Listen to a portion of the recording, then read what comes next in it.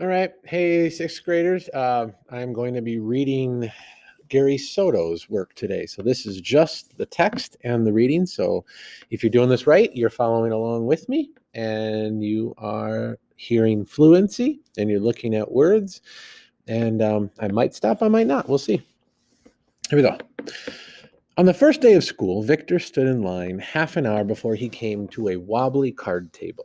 He was handed a packet of papers and a computer card on which he listed his one elective, French.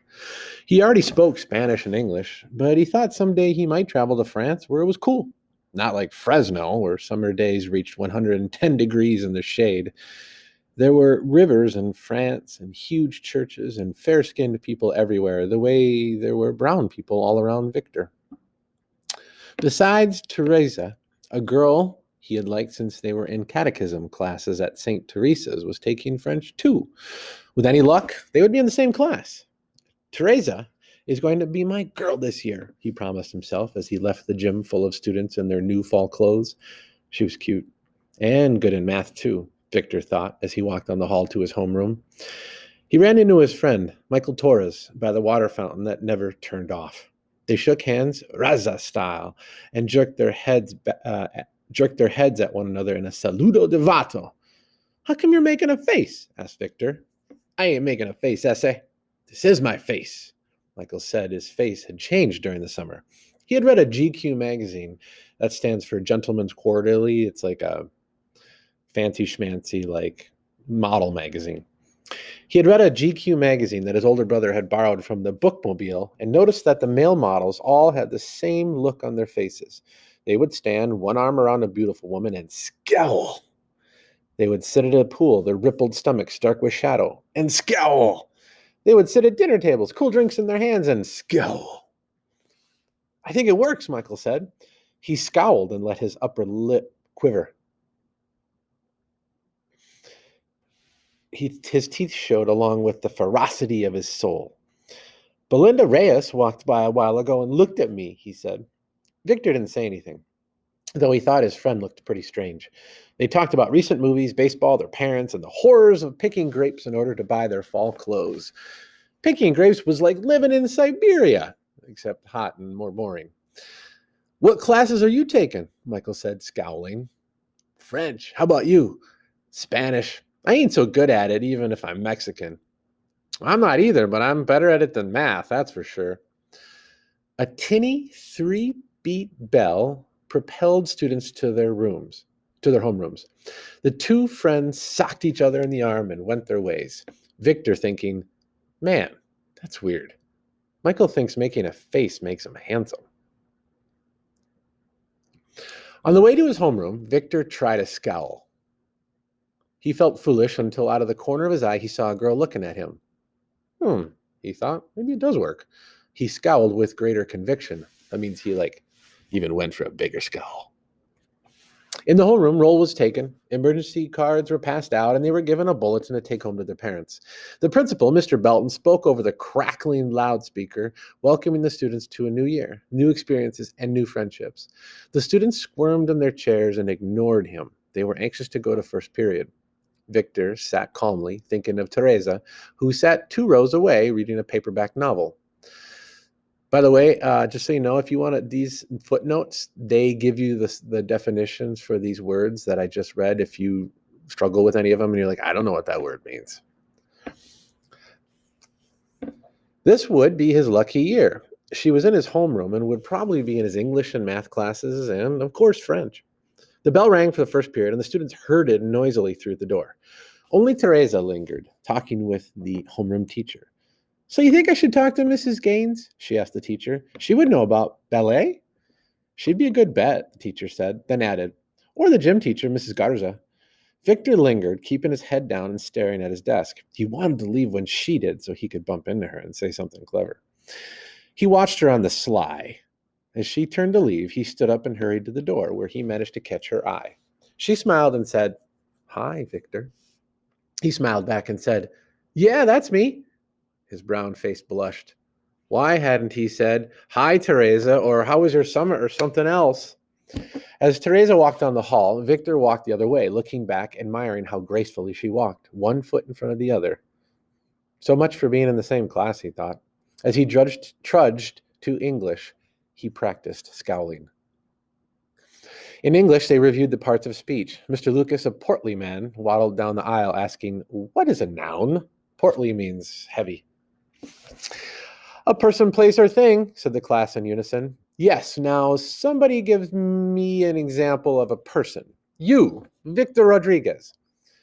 "Teresa," Victor said automatically. Some of the girls giggled. They knew he had a crush on Teresa. He felt himself blushing again. "Correct," Mr. Lucas said. "Now provide me with a place." Mr. Lucas called on a freckled kid who answered, "Teresa's house with a kitchen full of big brothers." Get that? A kitchen full of big brothers. They're going to beat the tar out of Victor for having a crush on his sister. That was a joke. After English, Victor had math, his weakest subject. He sat in the back by the window, hoping that he would not be called on. Victor understood most of the problems, but some of the stuff looked like the teacher made it up as she went along. It was confusing, like the inside of a watch. After math, he had a 15-minute break, then social studies, and finally lunch. He bought a tuna casserole with buttered rolls, some fruit cocktail, and milk. He sat with Michael, who practiced scowling between bites. Arr. Girls walked by and looked at him. "See what I mean, Vic?" Michael scowled. "They love it." "Yeah, I guess so." They ate slowly, Victor scanning the horizon for a glimpse of Teresa. He didn't see her. She must have brought lunch, he thought, and is eating outside. Victor scraped his plate and left Michael, who was busy scowling at a girl 2 tables away. The small, triangle-shaped campus bustled with students talking about their new classes. Everyone was in a sunny mood. Victor hurried to the bag lunch area where he sat down and opened his math book. He moved his lips as if he were reading, but his mind was somewhere else. He raised his eyes slowly and looked around. No Teresa. He lowered his eyes, pretending to study, then looked slowly to the left. No Teresa. He turned a page in the book and stared at some math problems that scared him because he knew you would have to do them eventually. He looked at the right. Still no sign of her. He stretched out lazily in an attempt to disguise his snooping. Then he saw her. She was sitting with a girlfriend under a plum tree. Victor moved to a table near her and daydreamed about taking her to a movie. When the bell sounded, Teresa looked up and their eyes met. She smiled sweetly and gathered her books. Her next class was French, same as Victor's. They were among the last students to arrive in class, so all the good desks in the back had already been taken. Victor was forced to sit near the front, a few desks away from Teresa, while Mr. Bueller wrote French words on the chalkboard. The bell rang, and Mr. Bueller wiped his hands, turned to the class, and said, "Bonjour." "Bonjour," braved a few students. "Bonjour," Victor whispered. He wondered if Teresa heard him. Mr. Bueller said that if students studied hard at the end of the year, they would go to France and be understood by the populace. One kid raised his hand and asked, "What's populace?" The people of France. Mr. Bueller asked if anyone knew French. Victor raised his hand, wanting to impress Teresa. The teacher beamed and said, "Très bien. Parlez-vous français?" Victor didn't know what to say. The teacher wet his lips and asked something else in French. The room grew silent. Victor felt all eyes staring at him. He tried to bluff his way out by making noises that sounded French. "La me vav mi can le grandma?" he said uncertainly. Mr. Bueller, wrinkling his face in curiosity, like this, asked him to speak up. Great rose bushes of red bloomed on Victor's cheeks. A river of nervous sweat ran down his palms. He felt awful. Teresa sat a few desks away, no doubt thinking he was a fool. Without looking at Mr. Bueller, Victor mumbled, "Frenchy oh wee wee gee in September?" Mr. Bueller asked Victor to repeat what he said. "Frenchy oh wee wee gee in September?" Victor repeated. Garbage. He's not saying anything. I speak French a little bit, and he's not saying anything. Mr. Bueller understood that the boy didn't know French and turned away. He walked to the blackboard and pointed to the words on the board with his steel-edged ruler. "Le bateau," he sang. "Le bateau," the students repeated.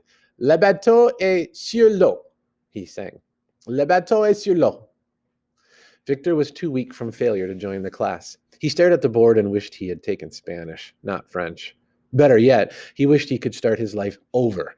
He had never been so embarrassed. He bit his thumb until he tore off a sliver of skin. The bell sounded for a fifth period, and Victor shot out of the room, avoiding the stares of the other kids, but had to return for his math book. He looked sheepishly at the teacher, who was erasing the board, then widened his eyes in terror as Teresa stood in front of him. "I didn't know you knew French," she said. "That was good." Mr. Beeler looked at Victor, and Victor looked back. "Oh, please don't say anything," Victor pleaded with his eyes. "I'll wash your car, mow your lawn, walk your dog, anything. I'll be your best student, and I'll clean your erasers after school." Mr. Beeler shuffled through the papers on his desk. He smiled and hummed as he sat down to work.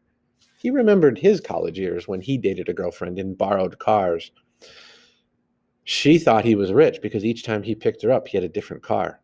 It was fun until he had spent all his money on her and had to write home to his parents because he was broke. Victor couldn't stand to look at Teresa. He was sweaty with shame. "Yeah, well, I picked up a few things from movies and books and stuff like that." They left the class together. Teresa asked him if he would help her with her French. "Sure, anytime," Victor said. "I won't be bothering you, will I?" "Oh, no, I like being bothered." "Bonjour," Teresa said, leaving him outside her next class. She smiled and pushed wisps of hair from her face. "Yeah, right. Bonjour," Victor said. He turned and headed to his class. The rosebuds of shame on his face became bouquets of love. Teresa is a great girl, he thought, and Mr. Bueller is a good guy. By the way, bonjour is hello. You don't say bonjour to someone as you leave them. So the fact that she says bonjour, he says bonjour, tells you that neither of them knows anything about French. And Mr. Bueller's a great guy. Why? Because he didn't give him up, right? He played along. He knew he doesn't know anything about French, but he didn't give him up. He raced to the metal shop. After metal shop, there was biology. And after biology, a long sprint to the public library, where he checked out 3 French textbooks. He was going to like 7th grade. All right. So there we go. This is the video for the story. You'll use it. I will also put this PDF there, but we'll do the lesson on a different video.